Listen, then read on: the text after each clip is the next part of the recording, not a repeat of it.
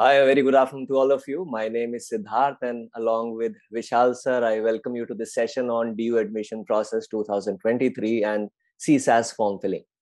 आज के सेशन में हम दो इम्पोर्टेंट चीजें के ऊपर डिस्कस करने वाले हैं. सबसे पहले DU का क्या एडमिशन प्रोसेस होता है, because after the introduction of CUET it has become a bit complicated. तो जितना जल्दी और जितना अच्छे से समझ ले हमारे लिए अच्छा रहता है, बिकॉज अगर उसमें कुछ गलती कर देते हैं तो बाद में उसको रेक्टिफाई करना इम्पॉसिबल होता है. तो वो समझेंगे. उसके साथ साथ जैसा कि आप जानते हैं कि CSAS which is common seat allocation system, उसकी फेज 1 की फॉर्म फिलिंग शुरू हो गई है. तो हम लाइव फॉर्म भी फिल करेंगे. तो उससे आपको आइडिया हो जाएगा कि फेज 1 का जो फॉर्म फिलिंग है काफी ईजी है compare to phase 2. Phase 2 is where you'll have a lot of complications. तो जब उसकी बारी आएगी उसको भी हम डिस्कस करेंगे. बट आज के सेशन में पहले हम DU का एडमिशन प्रोसेस समझेंगे. उसके बाद जो CSAS का फॉर्म फिलिंग होता है उसको हम स्टेप बाय स्टेप फिल करेंगे. We'll go to the actual website and fill the form. So in today's session, in fact, I would request अगर आपके पेरेंट्स भी अवेलेबल हैं तो उनको भी साथ में बिठा लें, so that they can also make note, because this is a very important aspect. Most of you would have already done with your CUET. कुछ बच्चों के शायद अभी भी रह रहे हैं. तो अगर आपने अब CUET दे दिया और अगर आपने फॉर्म फिलिंग में कुछ गड़बड़ कर दी तो आपको आगे फिर प्रॉब्लम आ जाएगी. इसलिए इस चीज को बहुत ध्यान से सुनना है, बहुत क्रूशली नोट करना है चीजें. गलती नहीं करनी है, बिकॉज करेक्शन का टाइम कई बार मिलता है, कई बार मौका नहीं मिलता है. So don't rely on that. पहली बार में ही ढंग से फॉर्म भरना है, इसलिए जल्दबाजी भी नहीं करनी है, plus side by side last date का वेट भी नहीं करना. तो अब हम बाकी सारी डिटेल्स एक बार समझ लेते हैं कि DU का क्या फॉर्म फिलिंग प्रोसेस है, क्या क्या चीजें हैं, एक एक करके हम समझेंगे. साइड बाय साइड मैं आपसे रिक्वेस्ट करूंगा कि आपके जो भी क्वेश्चन एंड आंसर्स हैं, मैं चैट बॉक्स में क्वेश्चंस ना डालें. अपने जो भी क्वेश्चंस हैं आप Q&A में डालेंगे, तो फिर हम वहां से आंसर करते रहेंगे. ठीक है, तो अभी चैट बॉक्स और अभी फिलहाल के लिए क्वेश्चंस मत पुट करिएगा. Let me and Vishal sir first get through all the basic points that we want to discuss with you. एक बार आपको वो समझा देते हैं. उसके बाद अगर कोई भी सवाल रहेंगे, कोई भी क्वेश्चंस रहेंगे, will be more than happy to answer. तो पहले DU का एडमिशन प्रोसेस समझ लेते हैं. If you talk about the DU admission process, it is divided into 3 phases. 3 phase हैं DU के एडमिशन प्रोसेस में, जिसमें पहले और दूसरे में आपको इनपुट देना है, या एज एन आपको फॉर्म फिल करना होगा, आपको डिटेल देनी होगी. The third phase is the seat allocation phase. तो फेज 1 है applying to UOD. UOD stands for Delhi university. उसका ऑफिशियल नेम UOD है, हम लोग DU के नाम से जानते हैं उसको. So it's university of Delhi. इसके आज हम डिस्कस करने वाले हैं कि क्या प्रोसेस है. तो ये फेज अभी ओपन हो रखा है, अभी इसकी इन्होंने लास्ट डेट नहीं अनाउंस की है, so we just kept it open. Phase 2 होता है जब आपका CUET का रिजल्ट आ जाता है. Once the CUET result is out, then is when the phase 2 will begin. उसमें आपको अपने कॉलेजेस की प्रेफरेंसेस भरनी होती हैं, कॉलेजेस और कोर्सेज की. कि पहले ऑप्शन पे मेरे को सुखदेव BMS चाहिए, दूसरे पे मेरे को SRCC BCom ऑनर्स चाहिए, थर्ड मेरे को इको ऑनर्स चाहिए या पॉल साइंस ऑनर्स चाहिए, किस कॉलेज में चाहिए, वो सीक्वेंस आप भरते हैं. और थर्ड फेज होता है जब आपको सीट एलोकेट होती है. तो एक एक करके हम तीनों फेज समझेंगे. इसके बाद मैं आपको DU की साइट पे लेके जाऊंगा, जहां पे हम एक्चुअल फेज 1 का फॉर्म भी साथ साथ भरेंगे, so that you can make notes and identify की क्या क्या चीजें किस किस चीजों पे ध्यान देना है. ठीक है, तो पहले फेज 1 समझते हैं, विच is the easiest of them. उससे पहले फीस समझ लेते हैं. अगर आप जनरल कैटेगरी से हैं, UR is general categories, which means unreserved. या अगर आप OBC हैं या EWS है, तो आपके लिए जो एप्लीकेशन फीस है वो 250 रुपीज है for the form, irrespective of number of courses that you apply for. चाहे आप एक कोर्स के लिए अप्लाई करें, चाहे 50 कोर्स के लिए करें, यू विल हैव टू पे 250 रुपीज. अगर आप SC ST PWBD कैटेगरी से बिलोंग करते हैं तो आपके लिए 100 रुपीज फीस रहेगी. अगर आप ECA which is extra curricular activities या sports numeric super numeric quota से अप्लाई करते हैं, तो उसके लिए 100 rupees each for EC and sports आपको जमा करना पड़ेगा. इसके बारे में भी हम डिटेल में बात करेंगे आगे चल के प्रेजेंटेशन में कि इसके थ्रू कैसे अप्लाई करते हैं. आप चाहें तो दोनों से अप्लाई कर सकते हैं, क्योंकि दोनों की जो एडमिशन एलोकेशन है सीट वो अलग अलग चलता है. तो आप जनरल से भी अप्लाई कर रहे हैं और आप ECA या स्पोर्ट्स या दोनों से भी अप्लाई कर सकते हैं. So both are independent of each other. These are not dependent कि आपने जनरल से किया तो ECA नहीं मिलेगा, EC से किया तो जनरल नहीं मिलेगा. दोनों अलग अलग चलते हैं प्रोसेस. ठीक है, तो फेज 1. फेज 1 में आपको क्या क्या करना है अभी मैं आपको ब्रीफ में बता रहा हूँ, फिर जब हम फॉर्म फिलिंग पे चलेंगे तो सारी चीजें आप डिटेल में समझ ही जाएंगे। तो आपको पर्सनल डिटेल्स भरनी है, जैसे आपकी कैटेगरी क्या है, सोशल कैटेगरी, जैसे आप जनरल है, ओबीसी है, SC ST है, caste and gender. Class 12th marks भरने होते हैं क्योंकि वो टाई ब्रेकर के लिए यूज होते हैं। टाई ब्रेकर क्या होता है ये भी हम डिस्कस करेंगे। और bank account details, bank account details इसलिए चाहिए होते हैं कि अगर आपने किसी कॉलेज में एडमिशन लिया, आपने फीस पे कर दी, बाद में आपको बेटर कॉलेज मिल रहा है जिसकी फीस कम है, तो बैलेंस अमाउंट आपके अकाउंट में रिफंड आएगा, तो उसके लिए उन्हें अकाउंट डिटेल्स चाहिए होती हैं। या आप अपना कॉलेज का एडमिशन ही कैंसिल कर रहे हैं तो भी आपको रिफंड चाहिए होगा, तो उसके लिए आपको बैंक अकाउंट डिटेल चाहिए होती है। फोटोग्राफ, साइन और नेम, ये CUET के पोर्टल से ऑटोमेटिकली इंटीग्रेटेड है DU का, तो ये ऑटोमेटिकली वहां से पुल कर लेता है। आपका नाम, आपका मोबाइल नंबर, आपका ईमेल आईडी, ये 3 चीजें हैं जो वहां से आ जाएंगी। आपकी फोटो भी ऑटोमेटिकली आ जाएगी CUET के पोर्टल से, सिग्नेचर भी ऑटोमेटिकली आ जाता है।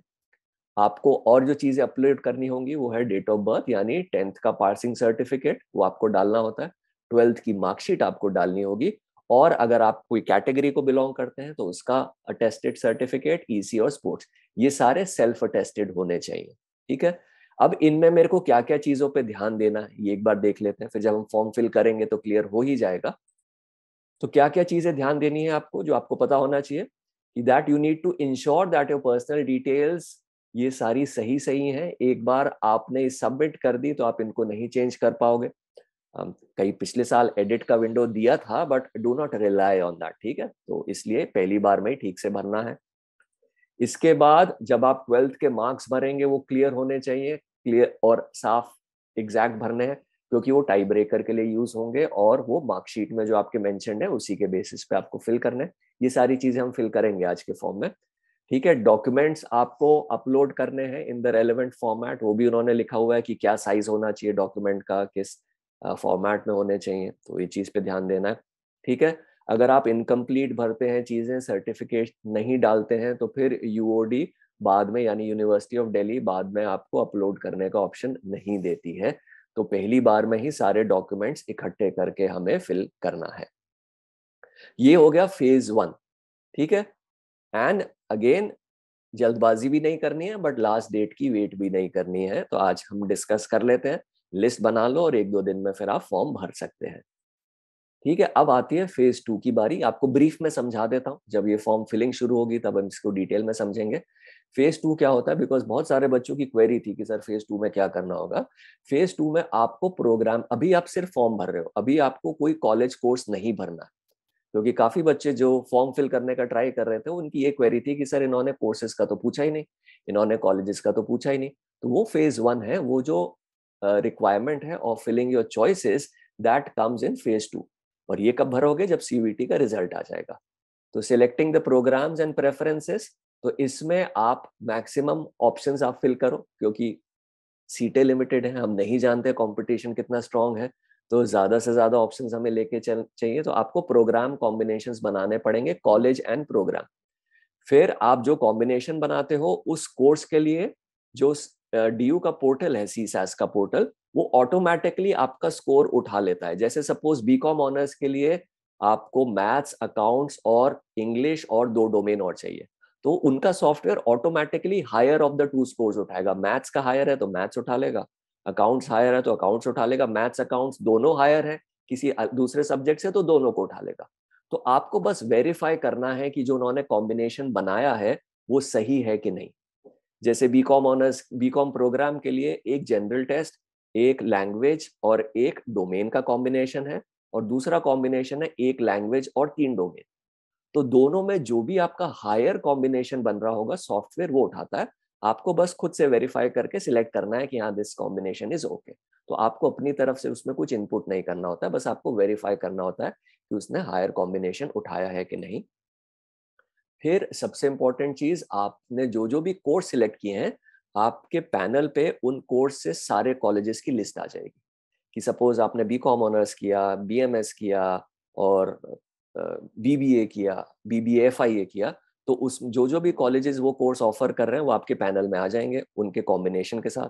अब आपको सिलेक्ट कर करके प्रेफरेंस ऑर्डर में उनको फिल करना होता है कि मेरा फर्स्ट प्रेफरेंस है SRCC BCom ऑनर्स और सुखदेव BMS। मेरा सेकंड प्रेफरेंस है Hansraj BCom honours, third preference है मेरा हिंदू इको ऑनर्स। ऐसे करके मुझे अब लगाना होगा। अब ये प्लीज ध्यान देना है, आपको ये नहीं सोचना है कि मेरा CSAT का CUET का स्कोर कम है तो मैं नीचे वाले कॉलेज ऊपर लगा दूं, मेरे चांसेस ज्यादा हो जाएंगे। ऐसा नहीं होगा। वो हमेशा बेस्ट कॉलेज से ही देखना शुरू करेंगे ऊपर।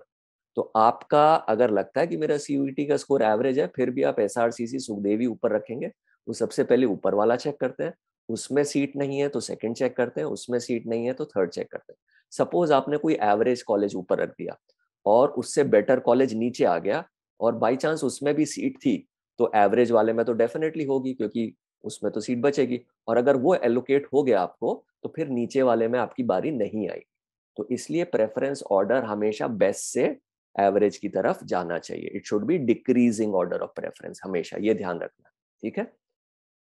और चॉइसेस वही भरे जिसमें आप पढ़ना चाहते हो, क्योंकि आपने कोई ऐसा भर दिया जिसमें आप नहीं जाना चाहते, आपको एक बार एलोकेट हो जाता है, फिर आप उसको रिजेक्ट नहीं कर सकते। फिर आपको कंफर्म करना होता है। जो प्रेफरेंस लिस्ट है हमारी, जो दिल्ली की लोकल वेबसाइट है IMS की, imsedc.hpage.com, हमने इस पे ऑलरेडी प्रेफरेंस लिस्ट अपलोड कर रखी है। तो जब आप प्रेफरेंस भरेंगे आप इस पे से उसको रिलेटिवली कंपेयर कर सकते हैं। ह्यूमैनिटीज के लिए, कॉमर्स के लिए, साइंस के लिए, सारे कोर्सेज की प्रेफरेंस लिस्ट यहाँ पे ऑलरेडी अपलोडेड है एट imsedc.hpage.com। तो ये आप नोट करके रख लो, जब फेज 2 शुरू होगा तब आपको ये काम आएगी प्रेफरेंस लिस्ट। ठीक है। तो इसमें एलोकेट कैसा होता है, आपने प्रेफरेंस भर दी, फिर वो मेरिट के बेसिस पे कि आपका जो स्कोर आ जाता है, तो पहले चेक करेंगे 800 में से स्कोर आया, तो जिन बच्चों का पहले 800 है पहले उनकी प्रेफरेंस भरी जाएगी, फिर 799, फिर 798, इस तरीके से एलोकेट होती है। प्रोग्राम ग्रुप मेरिट लिस्ट और कैटेगरी की सेपरेट मेरिट लिस्ट चलती है। एंड अवेलेबिलिटी के बेसिस पे एक की सीटें भर गई तो दूसरे पे जाएंगे, दूसरे की भर गई तो तीसरे पे जाएंगे, तीसरे की भर गई तो चौथे पे जाएंगे। तो मेरिट वाइज आपका नंबर आता है। तो प्रोसेस क्या होता है, आपको जो सीट एलोकेट हुई तो आपको एक्सेप्ट करनी ही करनी है। अगर आपने एक्सेप्ट नहीं की वो सीट तो आप प्रोसेस से बाहर हो जाते हैं। आप एक्सेप्ट करोगे तो दो चॉइसेस होती हैं कॉलेज के पास। आपके डॉक्यूमेंट्स चेक करते हैं, अगर डॉक्यूमेंट सही है तो कॉलेज अप्रूव कर देता है। डॉक्यूमेंट सही नहीं है तो आपको सीट रिजेक्ट हो जाती है। अगर डॉक्यूमेंट सही है, उन्होंने अप्रूव कर दी, तो आपको एक टाइम मिलता है 2 से 3 दिन का, जिसमें आपको फीस पे करनी होती है और आपको वो सीट मिल जाती है। अगर रिजेक्ट कर दिया तो फिर आप अगले राउंड के लिए चले जाते हैं। तो ये प्रोसेस रहता है। बट अगर आपने खुद से एक्सेप्ट नहीं किया तो आप बाहर हो जाओगे CSAS के प्रोसेस से। ठीक है। In order to considered for upgradation, upgradation क्या होता है, एक राउंड में मेरे को एक कॉलेज मिल गया, अब मैं चाहता हूं कि अगले राउंड में भी जाऊं, क्योंकि उसमें अगर ऊपर की सीट खाली रह गई, कुछ बच्चों ने नहीं ली सीट, तो फिर मेरा अपग्रेड हो सकता है। तो फिर मेरे को एक्सेप्ट करना जरूरी है, तभी मैं अगले राउंड में जाऊंगा। ठीक है। अगर आपको जो सीट नहीं मिली है जिन बच्चों को, वो ऑटोमेटिकली नेक्स्ट राउंड में चले जाते हैं, उनको कुछ नहीं करना है। तो जो प्रोसेस है एक बार फिर से देख लेते हैं। आपको सीट एलोकेट अगर होती है तो आप एक्सेप्ट करते हो, तो फिर कॉलेज अप्रूव करेगा या रिजेक्ट करेगा। अगर अप्रूव कर दिया तो आपको फी पेमेंट करना है, रिजेक्ट कर दिया तो फिर आप अगले राउंड के लिए एलिजिबल हो जाओगे, किसी वजह से रिजेक्ट हो गया। अगर आपने सिलेक्ट जो सीट आई है उसमें आपने कोई एक्शन नहीं लिया, यानी आपने एक्सेप्ट नहीं किया, तो आप पूरे CSAS से बाहर हो जाओगे, फिर आपको चांस नहीं मिलेगा किसी भी कॉलेज में अप्लाई करने का। तो एक्सेप्ट करना मैंडेटरी है। और जिन बच्चों को एलोकेट ही नहीं हुई है वो ऑटोमेटिकली अगले राउंड में चले जाते हैं। तो एक बार अप्रूव्ड हो गया तो आपको फी पेमेंट करनी है, एडमिशन मिल जाएगा। फिर आप अपग्रेड का ऑप्शन चूज करोगे तो आप अगले राउंड के लिए एलिजिबल हो जाते हो। ठीक है। तो admitted students can choose upgrade option for trying higher submitted preferences then the current allocated. अब अभी सपोज आपको 7th नंबर का कॉलेज मिला अपनी सीट में, तो अब 7th के नीचे आपने जो भी चॉइसेस रखी थी वो ऑटोमेटिकली एलिमिनेट हो जाएंगी।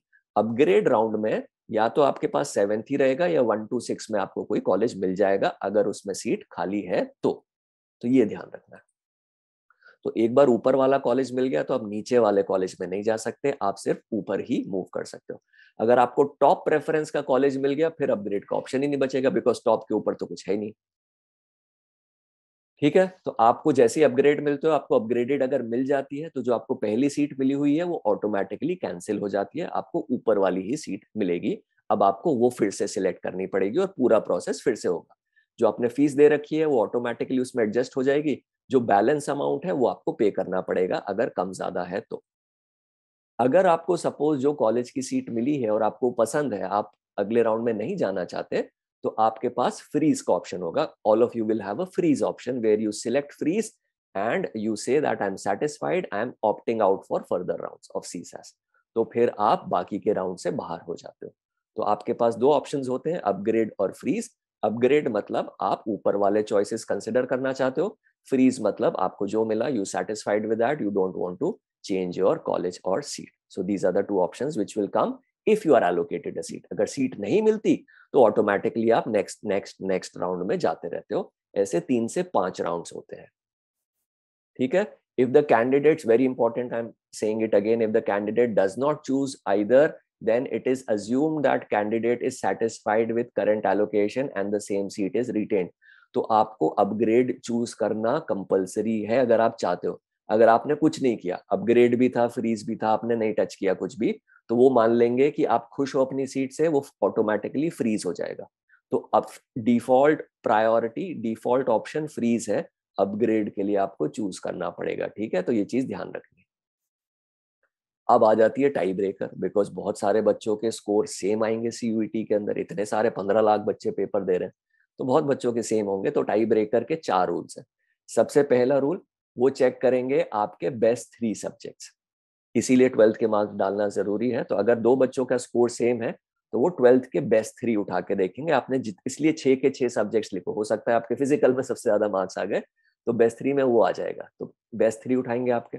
बेस्ट 3 भी अगर सेम आ रहा है फिर वो बेस्ट 4 उठाएंगे। बेस्ट 4 भी सेम आ रहा है तो बेस्ट 5 उठाएंगे।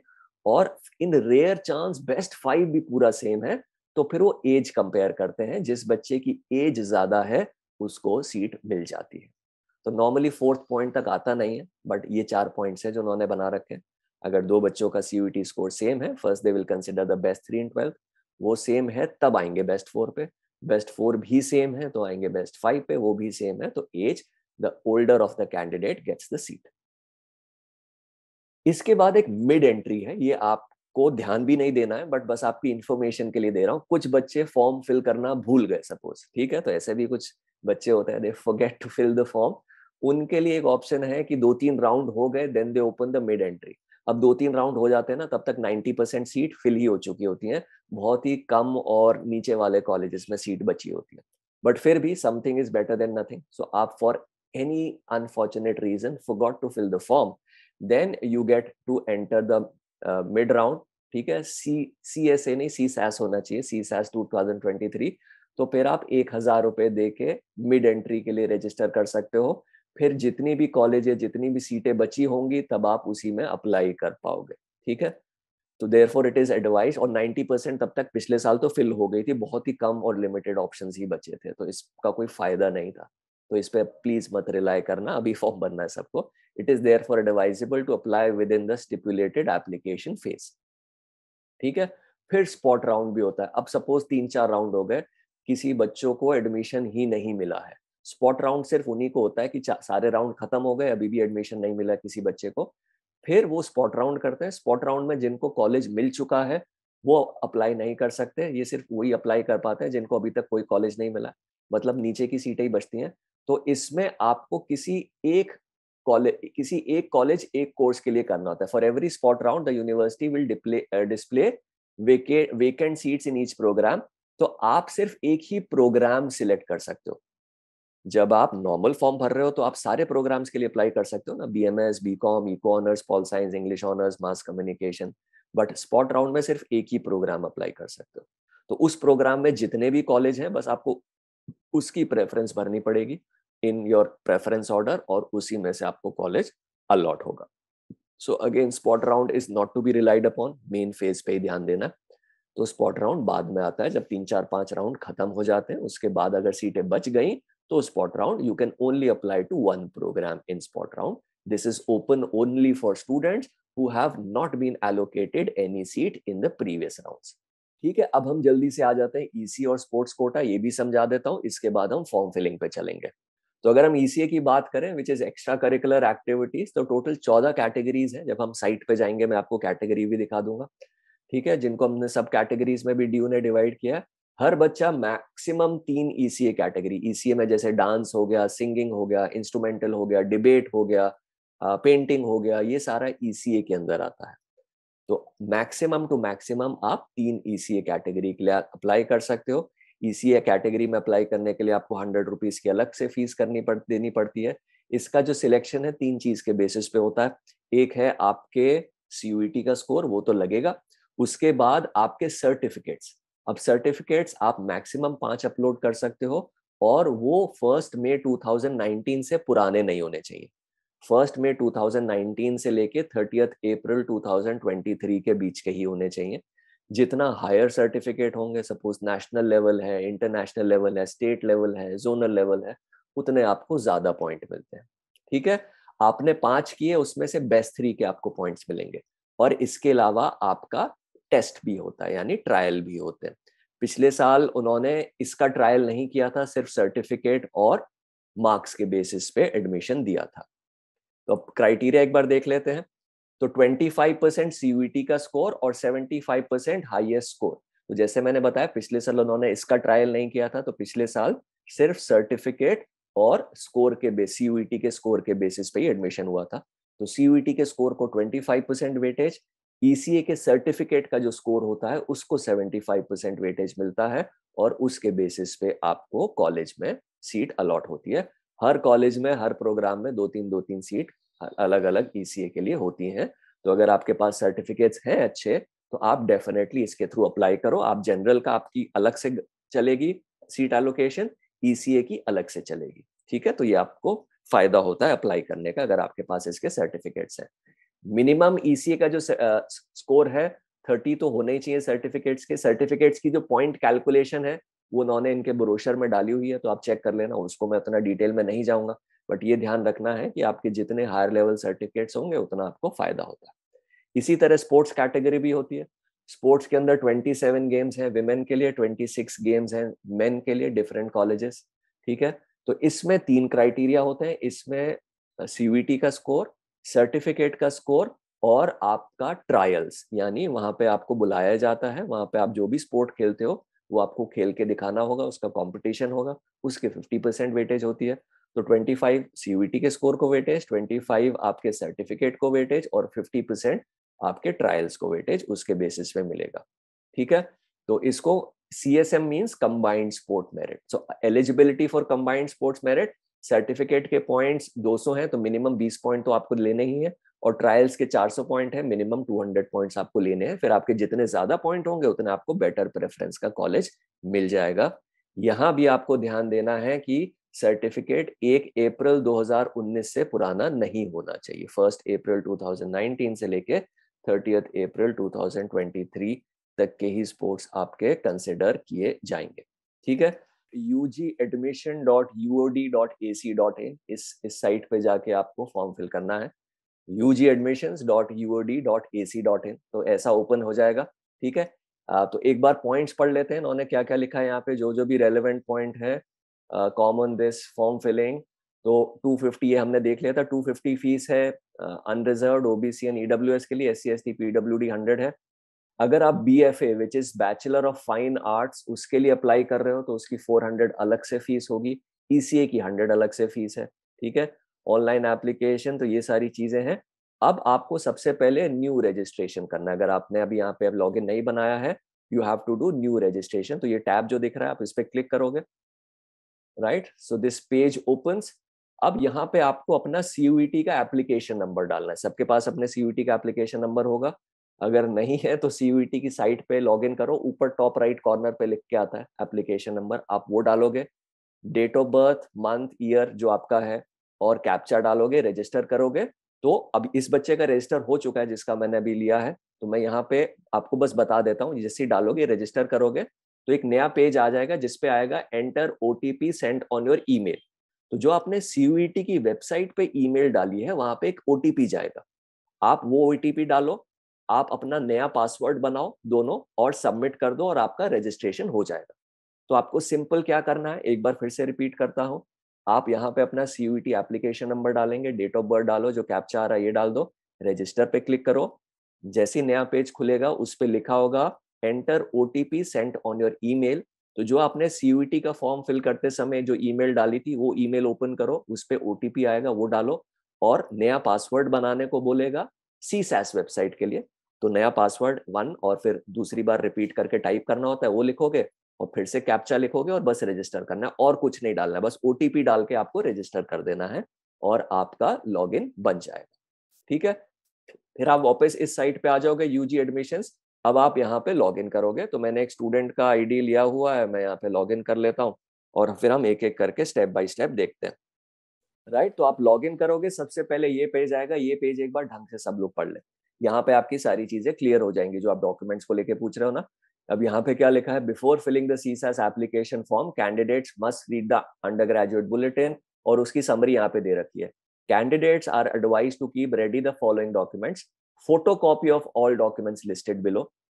ऑन द फोटोकॉपी ऑफ, तो अब पहला बच्चे पूछ रहे थे कि ओरिजिनल मार्कशीट है, साइन कैसे करें, तो देखो उन्होंने लिखा है क्लियरली फोटोकॉपी कराओ। जो फोटोकॉपी है हर डॉक्यूमेंट की, उस पे आपको साइन भी करना है और सेल्फ अटेस्टेड भी लिखना है। ठीक है, तो ओरिजिनल पे मत कर देना, गेट अ फोटोकॉपी डन, उस पे साइन करो, और सिर्फ साइन नहीं करना, you have to write self attested, clearly mention है, सेल्फ अटेस्टेड लिखो, उसके नीचे साइन करोगे।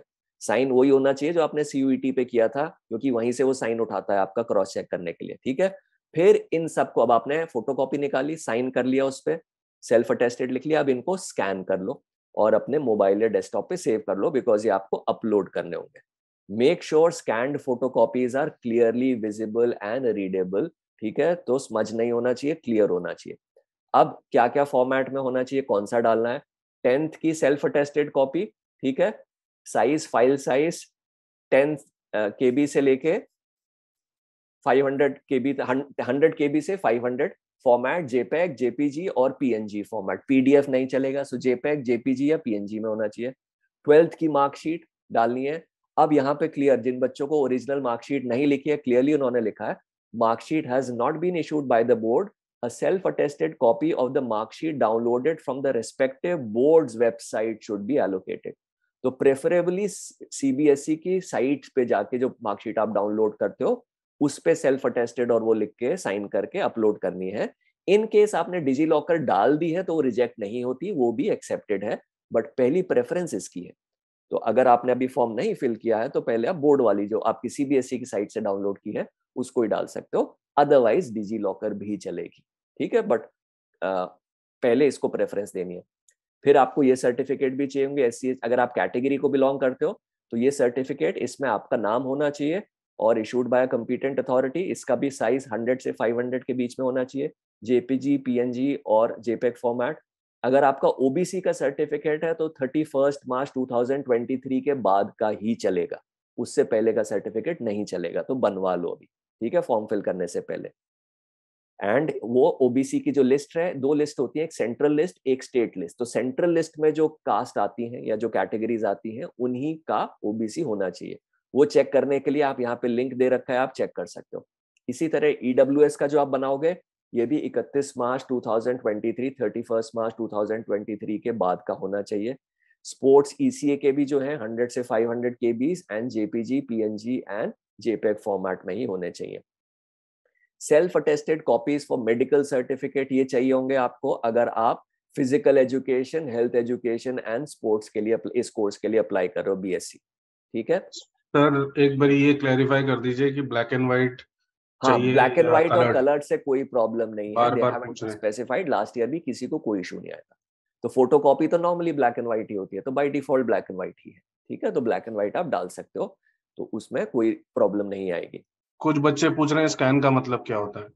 स्कैन का मतलब होता है या तो आप फोटो खींच लो उसका कैमरे से, ठीक है, नहीं तो अगर आपका प्रिंटर है तो उसमें स्कैन कर लो, यानी सॉफ्ट कॉपी बनानी है आपको उसकी। जो भी फोटो कॉपी है आपने साइन किया, अब अपलोड करने के लिए तो मुझे सॉफ्ट कॉपी चाहिए होगी ना, जैसे अपने फोटोग्राफ और सिग्नेचर को स्कैन करके डाला था CUET की वेबसाइट में, उसको आपने सॉफ्ट कॉपी डाली थी, तो scan means creating a soft copy. तो सॉफ्ट कॉपी फोटो खींच के भी बना सकते हो उसकी, या एक्चुअल प्रिंटर से स्कैन करके भी बना सकते हो। Sir, I have already submitted the form and did not sign. I don't know why the hurry. Okay अब देखो उस पे हम कुछ कह नहीं सकते, अगर आपको ऑप्शन देंगे वो एडिट करने का तो कर लेना। पिछले साल उन्होंने अलाउ कर दिया था कि जिनके नहीं साइन है हम फिर भी कंसिडर कर लेंगे। अब ये तो इसके बारे में तो मैं कुछ कमिट नहीं कर सकता, डीयू की तरफ से ही आएगा इसमें तो क्लैरिफिकेशन। तो डीयू के हेल्प डेस्क पे आप मेल करके पूछ लो। डीयू की वेबसाइट पे चैट बॉट भी है, वहां पे भी आप डाल दो, उनके हेल्प डेस्क पे मेल भी कर दो, जिससे आपके पास रिटर्न में प्रूफ रहे कि उन्होंने अप्रूव किया है। तो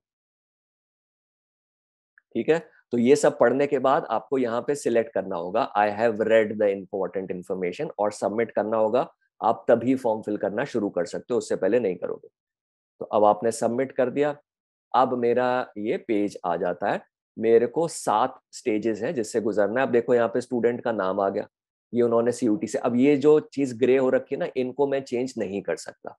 तो I cannot change my name, I cannot change my email and I cannot change my mobile number. बाकी सारी चीजें एडिटेबल है।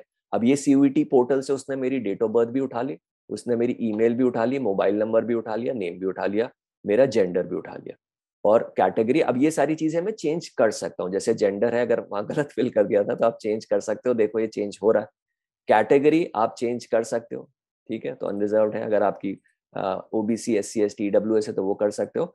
अगर इनमें आप as a minority student apply कर रहे हो, यानी 2 ही माइनॉरिटी एप्लीकेबल है, क्रिश्चियन माइनॉरिटी और सिख माइनॉरिटी। अगर आप क्रिश्चियन माइनॉरिटी या सिख माइनॉरिटी को बिलोंग करते हो तो ये सिलेक्ट करोगे, अदरवाइज नॉट एप्लीकेबल रहेगा, ठीक है। और जब आप ये सिलेक्ट करोगे, सपोज आपने सिख माइनॉरिटी सिलेक्ट किया, तो फिर आपको वहां पे सर्टिफिकेट भी बनवा के देना पड़ता है, जो गुरुद्वारा प्रबंधक कमेटी से बनता है। इसी तरह आपका क्रिश्चियन माइनॉरिटी है तो आपको बैप्टिज्म का सर्टिफिकेट चर्च से मिलता है, वो आपको बनवा के देना होता है।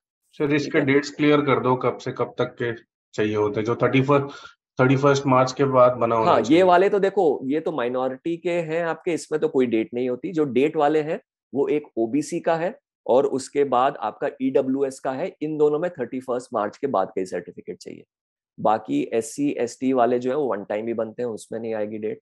तो ओबीसी और आपका जो ईडब्ल्यूएस है उसमें 31 मार्च 2023 के बाद का सर्टिफिकेट चाहिए होगा। फिर स्टेट ऑफ डोमिसाइल, जहाँ पे आपका घर है, जहाँ पे आप रहते हो, वो सिलेक्ट करना है आपको। इससे आपके एडमिशन पे कोई प्रोसेस नहीं, फर्क नहीं पड़ेगा, क्योंकि डीयू सेंट्रल गवर्नमेंट यूनिवर्सिटी है। तो आप चाहे डीयू दिल्ली में रहते हो, चाहे आप दिल्ली के बाहर रहते हो, आप सही सही भरोगे यहाँ पे। जहां जहां पे स्टार है, ये सारी चीजें आपको भरनी है, तभी आप आगे जा पाते हो, ठीक है। तो जल्दी जल्दी हम भरते जाते हैं। तो स्टेट में जैसे मैंने सिलेक्ट कर दिया यहाँ पे दिल्ली, ठीक है। फिर फैमिली डिटेल्स, अब देखो फादर नेम मदर नेम उसने उठा लिया यहाँ से, तो ये आपके आ जाएंगे, तो आप ये फिल करोगे। आर यू एन ऑर्फन, तो इस बार ये नया रिजर्वेशन उन्होंने डाला है कि जो जिन बच्चों के पेरेंट्स अनफॉर्चुनेटली नहीं है तो उनके लिए रिजर्वेशन होगा, तो ये डालेंगे। अदरवाइज आप नो सिलेक्ट कर लो। फिर पेरेंट फादर की डिटेल आ गई यहाँ पे। यहाँ पे फिर आप जो ऑक्यूपेशन है वो फिल करोगे। तो सपोज जैसे मैंने बिजनेस फिल कर दिया, ठीक है। फिर फादर्स मदर का, मदर सपोज हाउस वाइफ है जैसे, तो यहाँ पे आप देखोगे एग्रीकल्चर होम मेकर मैंने सिलेक्ट कर दिया।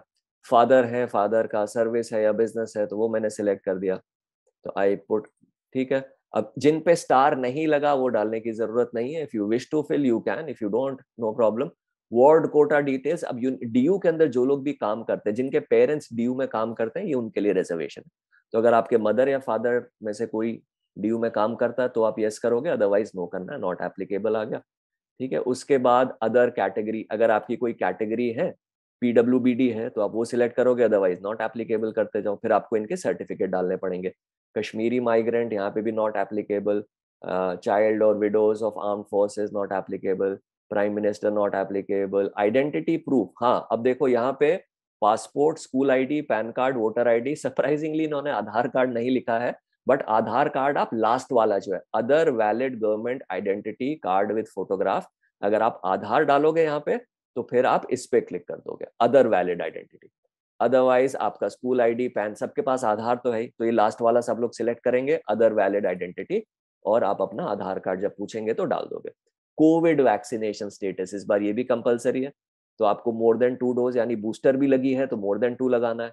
2 लगी है तो 2, 1 लगी है तो 1, नॉट वैक्सीनेटेड है तो नॉट वैक्सीनेटेड, वो मेंशन कर दोगे। मोर देन 2 कर दिया। Are you currently enrolled in any university, अगर आपने कहीं पे एडमिशन ले रखा है, जैसे कईयों ने क्राइस्ट में ले लिया है, तो आप यस कर सकते हो, चाहो तो नो कर सकते हो। इसका कोई इम्पैक्ट नहीं आएगा आपके एडमिशन पे, ये सिर्फ डेटा कलेक्शन के लिए है। तो आप चाहे तो यस कर दो, चाहो तो नो कर दो। ठीक है। एडिशनल इन्फॉर्मेशन, आप BFA bachelor of fine arts के लिए अप्लाई करना चाहते हो, यस करोगे तो 400 रुपये अलग से मांगेगा, नहीं नहीं तो नो कर दो। आपको BA ऑनर्स म्यूजिक के लिए करना है, ये अगर आप करते हो तो आपको ट्रायल्स के लिए अलग से जाना पड़ेगा, तो नो कर दिया। BSc फिजिकल एजुकेशन करना है, यस या नो, तो आप ये कर दोगे। फिर आपको यहाँ पे अपना एड्रेस लिखना है। ठीक है। तो अभी कोई भी एड्रेस मैं लिख देता हूँ रैंडमली, मैं IMS का ही लिख देता हूँ। फिर मैं डिलीट कर दूंगा ये याद से, क्योंकि स्टूडेंट का एक्चुअल फॉर्म है, तो मैं कुछ गड़बड़ नहीं चाहता इसमें। ठीक है। फिर आप यहाँ पे कंट्री लिखोगे, इंडिया। फिर स्टेट सिलेक्ट करेंगे हम, उसके बाद सिटी सिलेक्ट करेंगे, तो पिन कोड सिलेक्ट करेंगे।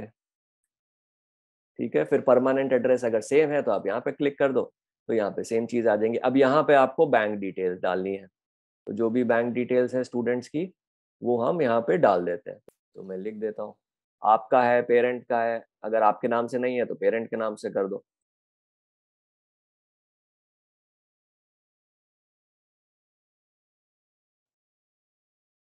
राइट। अभी मैं रैंडम डाल रहा हूँ कोई भी, ये भी मैच नहीं हुआ, 1 2 3 4 5 6। Then I select any bank. अब IFSC कोड, रुको, यहाँ पे जिसका मुझे IFSC याद है मैं वो डाल देता हूँ।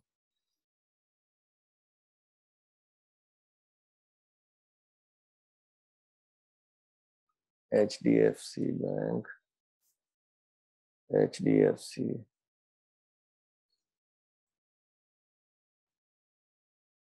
Right, then you go to submit. अब यहाँ पे डिटेल आ गई आपकी। राइट। तो आप एडिट करना चाहो तो आप एडिट कर सकते हो, आप वो करना चाहो तो, अब आपका ये हो गया, आपको चेक करना है एक बार, अगर सपोज कुछ गलत भर गया तो आप एडिट कर सकते हो। Then you go to next. अब आपने चेक कर लिया सब कुछ ठीक है। अब आपकी एकेडमिक डिटेल आ जाएंगे यहाँ पे। अब आपको अपने सारी ऑप्शंस डालने हैं यहाँ पे विद रिस्पेक्ट टू एग्जाम्स। अब यहाँ पे एक बार पढ़ लेते हैं instructions. The candidate must have studied class 12th for admission this 12th candidates. तो यहाँ पे आपको 12th की डिटेल्स ही डालनी है। Candidates must enter their class 12th marks carefully, enter the marks of the subject, वो सारी चीजें हैं। तो बोर्ड आपका 12th का क्या है, CBSE है, तो मैं central board of secondary education select कर लेते हैं। रिजल्ट स्टेटस 12th का CBSE का आ चुका है, पास। फिर बोर्ड रोल नंबर, जो भी आपका बोर्ड रोल नंबर है आपने फिल कर दो यहाँ पे। ईयर ऑफ पासिंग 2023 है, तो हमने वो डाल दिया। अब आपको अपने सब्जेक्ट सिलेक्ट करने हैं 12th के। ठीक है। अब आप सब्जेक्ट कैसे सिलेक्ट करोगे, यहाँ पे ड्रॉप डाउन में सारे सब्जेक्ट आ जाते हैं, तो जो भी आपकी मार्कशीट पे सब्जेक्ट दिख रहे हैं वही सब्जेक्ट आप सिलेक्ट करोगे यहाँ पे, और उनके मार्क्स आप डालोगे एक एक करके। ठीक है। तो शुरू करते हैं इंग्लिश से। सो आई पुट इंग्लिश। हाँ, अब इंग्लिश आपका कोर है कि इलेक्टिव है, मार्कशीट में ज्यादातर कोर ही होता है, तो आपने कोर सिलेक्ट किया। मैक्सिमम, अब इंग्लिश पूरा ही थ्योरी होता है, तो मैक्सिमम मार्क्स कितने हैं, 100 हैं। आपके थ्योरी में कितने आए हैं, सपोज मेरे 94 आए हैं। मैक्सिमम प्रैक्टिकल, प्रैक्टिकल इंग्लिश में नहीं है तो 0 लिख दिया, और यहाँ पे भी 0 कर दिया। ठीक है। अब सपोज अगला हम अकाउंट्स लिखते हैं, तो अकाउंटेंसी, अकाउंटेंसी सिलेक्ट किया। अब थ्योरी का 80 मार्क्स का पेपर होता है, तो मैंने 80 किया, मेरे थ्योरी में है 76, तो मैंने 76 कर दिया। प्रैक्टिकल हुआ 20 मार्क का, तो मैक्सिमम में कितने मार्क्स का है, प्रैक्टिकल में मेरे 19 है, तो मैंने 19 कर दिया। देखो टोटल यहाँ पे आ गया, टोटल 100 मार्क्स का, और मेरे 95 है।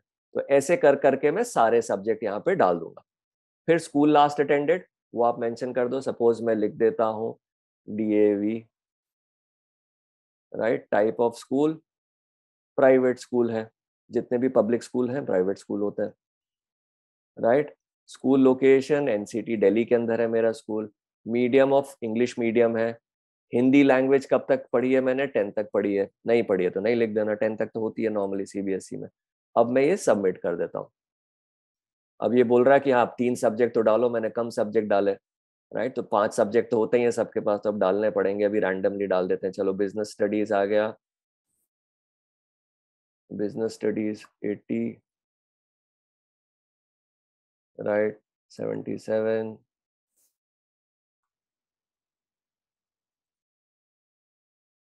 I'll just quickly put in here। फिर मैथ्स डाल देते हैं, इकोनॉमिक्स आ गया, इकोनॉमिक्स सर, विशाल सर इकोनॉमिक्स में भी प्रैक्टिकल होता है? नो, नहीं होता। अभी मैं I am not very sure because मैं साइंस पढ़ा था वो तो मुझे मार्कशीट याद में नहीं है। लिखा रहेगा। हाँ, हाँ, मार्कशीट में लिखा होगा तो उस हिसाब से डालना है, मैं अभी उस हिसाब से ही डाल रहा हूँ, ठीक है। शायद होता है। हम्म। एक क्वेश्चन और आ रहा है sir, that I have 6 subjects, तो हाँ 5 तो भरने हैं ना 6? छः छः सारे के सारे डाल रहे हैं, क्योंकि टाई ब्रेकर में ना वो हाईएस्ट वाले उठाएंगे।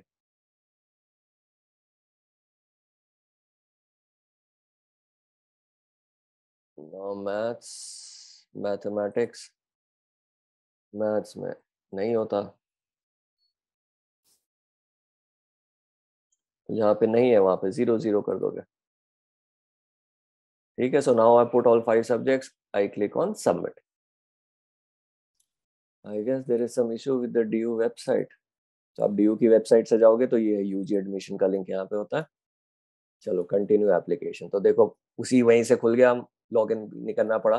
तो अब ये आ गया है स्टूडेंट की, देखो फोटो, हम तो अभी थे एकेडमिक डिटेल्स पे, राइट। तो एकेडमिक डिटेल्स ये डाली थी हमने। Then we click on sports which is next, यहाँ से नेक्स्ट जाते हैं। अब ये आपको सिलेक्ट करना पड़ेगा, अगर आप स्पोर्ट्स पे अप्लाई करना चाहते हो तब आपको यहाँ पे सिलेक्ट करना पड़ेगा, नहीं तो आप नेक्स्ट कर सकते हो। जो बाय डिफॉल्ट चॉइस है वो है कि आप नहीं अप्लाई करो। अगर आपको करना है तो बीच में जो ग्रीन टैब है इस पे आप क्लिक करो। अब यहाँ पे आ गया apply under sports category, yes. अब आप यस करोगे तो गेम और स्पोर्ट पूछेगा आपसे किस स्पोर्ट के लिए करना है, सपोज क्रिकेट के लिए करना है, ठीक है। तो अब यहाँ पे ये सारी डिटेल्स ये हमने डिस्कस कर ही ली थी कि क्या क्या चीजें, 1 मई से लेकर 30 अप्रैल तक के सर्टिफिकेट आपको चाहिए, उससे पहले का नहीं चलेगा। तो आप सर्टिफिकेट डिटेल्स हर हर स्पोर्ट के मैक्सिमम 3 सर्टिफिकेट डाल सकते हो। तो कौन सा कंपटीशन है, किस लेवल पे आपने खेला है, वो डिटेल्स और सर्टिफिकेट लेवल, ठीक है। फिर आप सबमिट कर दोगे तो उसके बाद आ जाएगा do you want to add any more sport certificate. तो जैसे सपोज मैं डालता हूँ यहाँ पे competition name all India school competition, competition level, आपका स्टेट लेवल हो जाता है, नेशनल लेवल पे हो गया।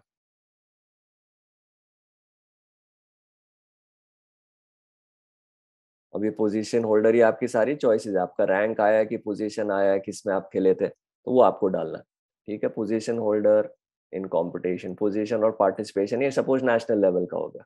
तो यहाँ पे आप सर्टिफिकेट कौन सी डेट का है वो डाल दोगे, ठीक है। सपोज 2022 अप्रैल लिख दिया मैंने, और आपका क्या पोजीशन आया था, सपोज मैंने पार्टिसिपेट किया था तो वो डाल दिया, ठीक है।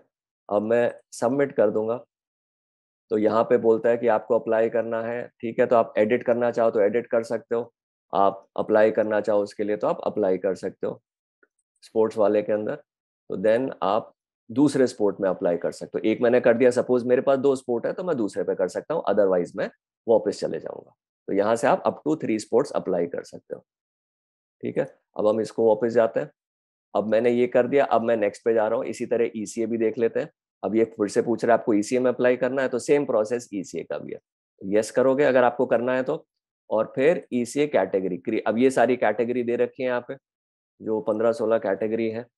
तो you can browse through that, creative writing, dance, debate, digital media, fine arts, music, instrumental, theatre, quiz, divinity, NCC, NSS और योगा इसमें आएगा।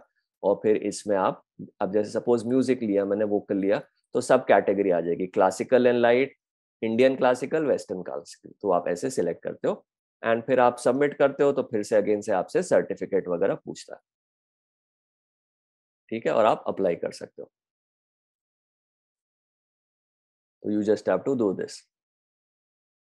अब इसके जो सर्टिफिकेट है आप एंड में डालोगे। अब हम आगे जाते हैं। यहाँ पे आ जाता है। अब ये चारों सेक्शन हो गए आपके। अब now you get to upload section which is the next section. अब यहाँ पे देखो फोटो मेरी उन्होंने वहीं से उठा लिया, जो मेरा CUET पोर्टल था, साइन मेरा वहीं से उठा लिया। अब 10th की मार्कशीट यहाँ पे अपलोड करनी है, 10th की जो बोर्ड सर्टिफिकेट होता है, डेट ऑफ बर्थ जिस पे लिखी होती है, 12th की मार्कशीट यहाँ पे करनी है।